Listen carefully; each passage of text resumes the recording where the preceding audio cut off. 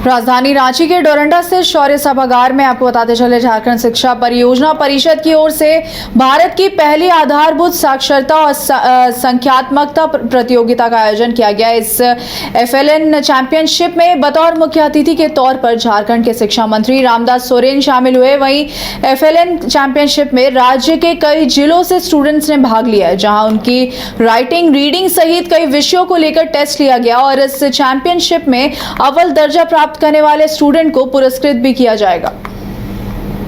ऐसे 6 शब्द होंगे। मेरा नाम प्रभात रंजन है। मैं कक्षा 5वीं का छात्र हूँ। मैं पलामू जिले से आया हूँ। मैं यहाँ आकर बहुत अच्छा महसूस कर रहा हूँ। यहाँ हमें बहुत कुछ सीखने का मौका मिला। हमने स्टेज पर जाकर रीडिंग राउंड और स्पेलिंग राउंड का अनुभव लिया। मेरा नाम सागर कुमार, मेरा शिक्षक का नाम रमेश कुमार। मैं यूपीएससी स्कूल में पढ़ता हूँ। मेरा नाम आदर्श कुमार सिंह है। कौन से क्लास में पढ़ते हैं? मैं 5वीं क्लास में पढ़ता हूँ। कहाँ से आए हैं? मैं रामगढ़ जिले से आया हूँ। आप इस कंपटीशन में भाग लेके कैसा महसूस कर रहे हैं? मुझे इस कंपटीशन में भाग लेके बहुत अच्छा महसूस हो रहा है। बहुत कुछ सीखने को मिला यहाँ। आपने क्या किया? हमने यहाँ रीडिंग राउंड और स्पेलिंग राउंड किया। तो कैसा आपका मार्क्स रहा? अभी तक रिजल्ट नहीं आया है। नाम अभिराज कुमार, पिताजी के नाम जनाते तो स्कूल का नाम यूमेशर का कला। मैं चतरा जिला से हूँ। कौन से क्लास में पढ़ते हैं? 3 में। अच्छा, इस कंपटीशन में यहाँ भाग लेके कैसा लग रहा है? कौन से सब्जेक्ट में आपने अभी पार्टिसिपेट किया? मैथ में। मेरा नाम आर्यन है और मैं 4 क्लास में पढ़ता हूँ। मैं पलामू जिला से आया हूँ और मैं एफएलएन चैंपियन के राज्य स्तरीय फाइनल में तक आया हूँ। मुझे बहुत अच्छा लग रहा है। कौन से सब्जेक्ट में? मैं गणित सब्जेक्ट में भाग लिया हूँ। मेरा नाम प्रभात रंजन है।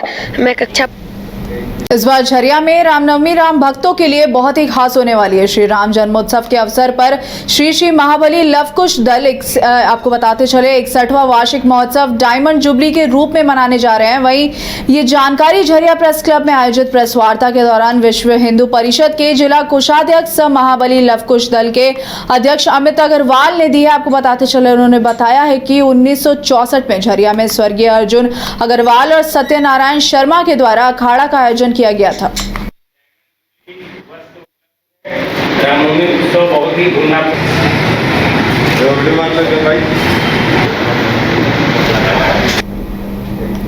आज जुमे की नमाज के दौरान पुलिस पूरी मुस्तैद दिखी। जमुई के तमाम मस्जिदों के पास भारी संख्या में पुलिस बल की तैनाती थी। आपको बताते चले कारण था कि मुस्लिमों द्वारा वक्फ संशोधन बिल का विरोध। इसके बावजूद सुन्नी उलेमा बोर्ड आपको बताते चले कि सचिव जियाउल गफरी ने नमाज के बाद अपने समर्थकों के साथ मस्जिद के बाहर वक्फ संशोधन बिल के खिलाफ प्रदर्शन किया और सरकार के खिलाफ जमकर नारेबाजी भी की है। आपको बताते चले बिहार के मुख्यमंत्री नीतीश कुमार को टोपी पहनकर इफ्तार करते हैं और अपने को सेक्युलर कहते हैं, लेकिन इस बिल का समर्थन कर उन्होंने अपना नकाब उतार दिया है।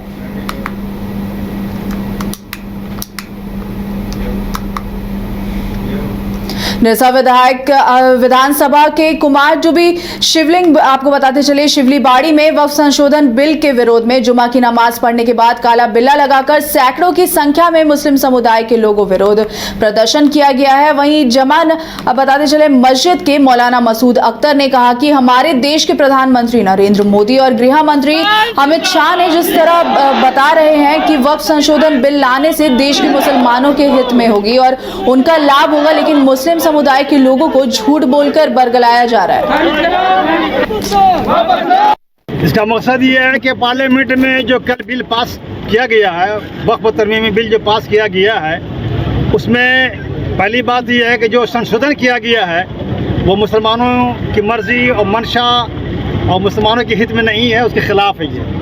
इसलिए ये इस बिल के खिलाफ हम तमाम शिवलीबाड़ी के मुसलमान, बिलखुसूस सारे हिंदुस्तान के मुसलमान इसकी मुखालफत कर रहे हैं। हम भी इसका विरोध कर रहे हैं और ये गुजारिश कर रहे हैं कि इस बिल को वापस लिया जाए बिलखुसूस प्रधानमंत्री और हुकूमत हिंद से हम गुजारिश कर रहे हैं कि इस बिल को वापस किया जाए।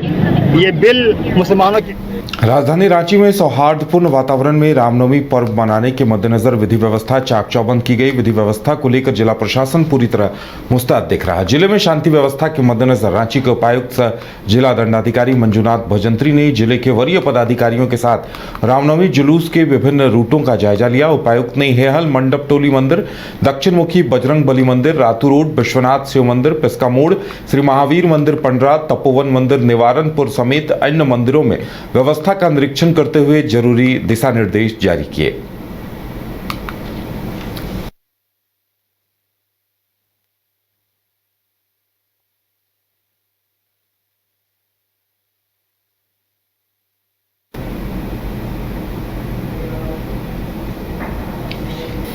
डीडीयू गया धनबाद रेलखंड पर तेज रफ्तार ट्रेन संचालन की दिशा में एक और महत्वपूर्ण कदम उठाया गया। इस रूट पर 160 किलोमीटर प्रति घंटे की गति से ट्रेन का सफल ट्रायल किया गया। इस ट्रायल के दौरान हाजीपुर जोन के महाप्रबंधक छत्रसाल सिंह, धनबाद रेल मंडल के डीआरएम कमल किशोर सिन्हा और अन्य वरिष्ठ अधिकारी मौके पर उपस्थित रहे।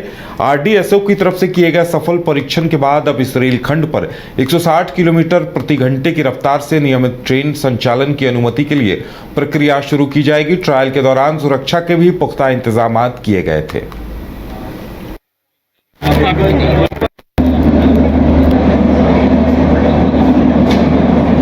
नहीं, जैसा कि अभी आपने सुना था, आपकी जो सहयोगी हैं उनसे मैं बात कर रहा था कि कई राउंड जो है हमारे अधिकारी ऑलरेडी इस खंड पे जो है ट्रायल कर चुके हैं। तो आज उद्देश्य था कि सभी अधिकारी मिलके जो है हमारे जो प्रमुख विभागाध्यक्ष हैं वो लोग भी जो है इस खंड की तैयारी देख लें। और हर्ष का विषय है कि हम लोग काफ़ी एडवांस स्टेज में पहुंच गए हैं।